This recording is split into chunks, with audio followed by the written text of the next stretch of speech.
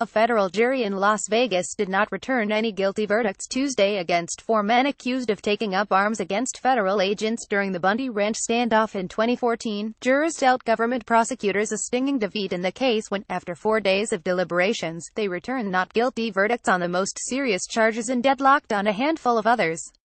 Richard Lovelien of Oklahoma and Stephen Stewart of Idaho were acquitted on all counts and walked out of court Tuesday night free after spending more than a year in prison. "Both Ricky and I were teary-eyed," Las Vegas defense lawyer Sean Perez said of the verdict. "I was shaking. I have gotten not guilty verdicts before, but this was really special to me." 2 other defendants, Eric Parker and O. Scott Drexler, both of Idaho, were acquitted on the most serious charges of conspiracy and extortion, but jurors failed to reach unanimous verdicts on weapons and assault charges. Both men could be allowed to go free after a detention hearing scheduled Wednesday morning. The court ordered both defendants to be released to a halfway house until Wednesday's hearing. "Parker is getting released as we speak," Las Vegas defense lawyer Jess Marchese said Tuesday night. "He's ecstatic." After the jury's decision, U.S. District Court Judge Gloria Navarro called for the hearing without any motions from the defense, Marchese said. "We didn't bring it up," he said. "Federal prosecutors had little to say about the verdicts. While we are disappointed with the verdicts, we thank the jurors for their service," Tricia Young, spokeswoman for the U.S. Attorney's Office in Las Vegas, said in a statement Tuesday.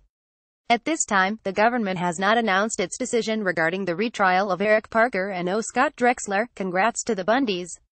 They stood up to the thieves of the National at Morgan and were victorious." Bundy trial. Bundy Ranch. Colbo 15A36 Egg, MAGA warrior at Trump Internet August 23, 2017 https://t.colpla 6 LA Deep State utterly broken. No guilty verdicts reached in Clive and Bundy Bunkerville Ranch standoff. American people, United States Christian patriot at Savoy's Nation August 23, 2017 government loses second case. This marks the second time a jury failed to convict the defendants on charges related to the standoff, which pitted armed ranchers and militia members against Bureau of Land Management agents in a dusty wash below Interstate 15 about 70 miles north of Las Vegas. Social media exploded with posts on Twitter and Facebook from Bundy supporters, many of whom have maintained a sidewalk rally since the first trial of these defendants opened in February. Jurors in the second trial notified Navarro on Tuesday they had reached an impasse on several counts. The defendants were called into court at 2 p.m. when the verdicts were announced. The men were being retried on conspiracy, extortion, assaults and obstruction charges for helping Nevada rancher Clive and Bundy fend off a government roundup of his cattle in what became known as the Battle of Bunkerville. A jury in April deadlocked on charges against the 4 men. It convicted 2 other defendants on multiple counts, but it could not agree on conspiracy charges, a key component of the government's case, against any of the 6. The government launched its second prosecution last month. The case climaxed August 11 when Navarro abruptly ended court by ordering Parker off the stand and striking his testimony from the record as jurors watched. The defendant was attempting to tell jurors what he saw during the standoff over a barrage of objections from prosecutors. Navarro ruled Parker violated court orders by discussing prohibited topics. Parker returned to the defense table and started crying while Navarro dismissed the jurors. Marchese said jurors told him Tuesday the incident was a factor in their verdicts. That weighed heavily in their decision, Marchese said. They wanted to hear him speak. It was very bothersome to them. They felt like they weren't getting the whole story. Marchese said jurors were sympathetic to the defendants and their inability to mount a cogent defense in light of restrictions that prevented them from talking about why they participated in the standoff and what they were thinking while they were there. It wasn't one thing, Marchese said about what led to their verdicts.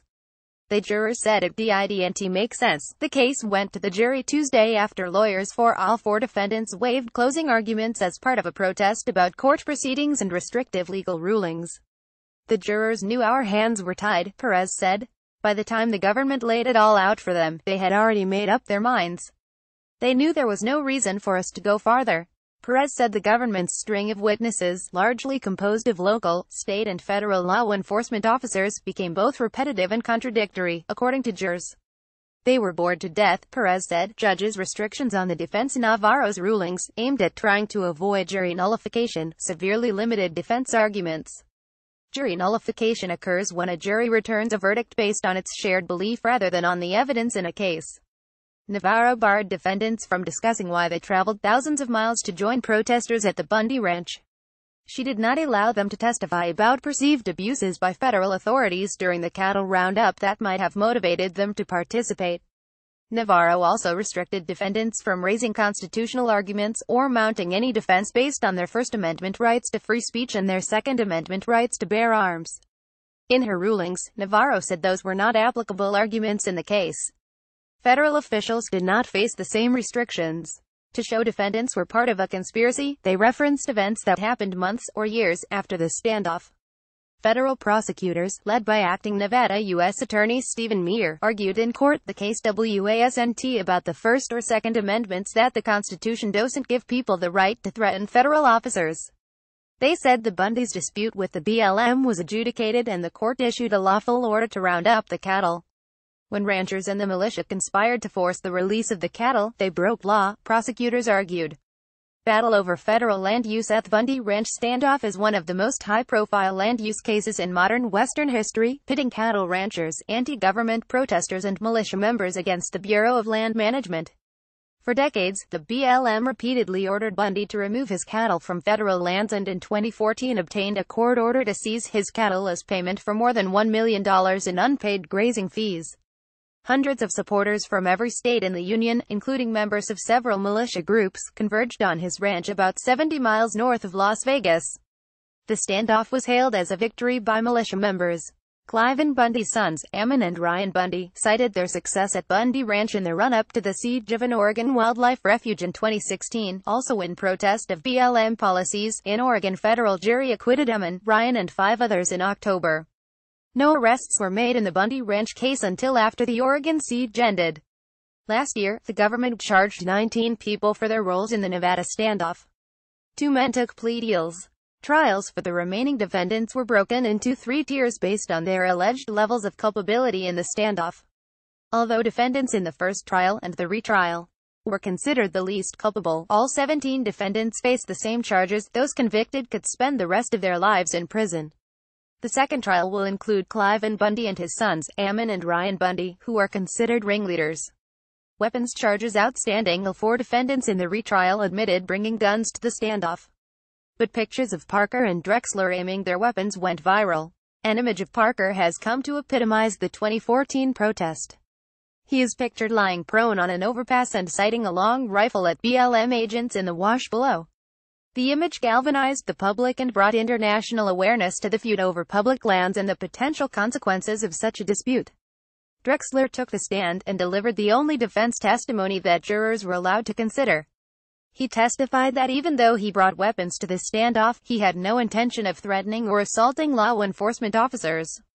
Marchese said if the government decides to retry Parker and Drexler on the outstanding charges, it will likely be after all the standoff trials are concluded.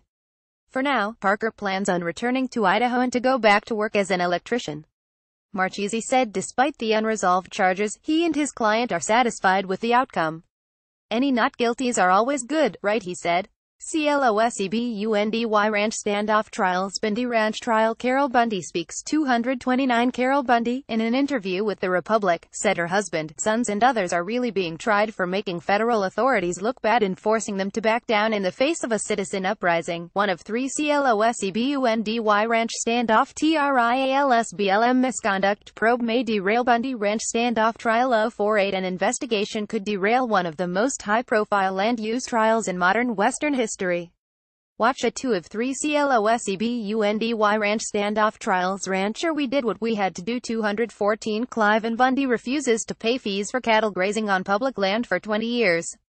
3 of 3 last video. Next video. Bundy Ranch trial. Carol Bundy speaks. BLM misconduct probe may derail Bundy Ranch standoff trial. Rancher we did what we had to do. Read more. Phoenix man gets 68 years in Bundy Ranch standoff as jury weighs Bundy Ranch standoff. Carol Bundy awaits her husband's fate. What made Ammon Bundy go from AZ businessman to leader of the Oregon standoff? Read or share this story. http://azc.cc/tushkexpec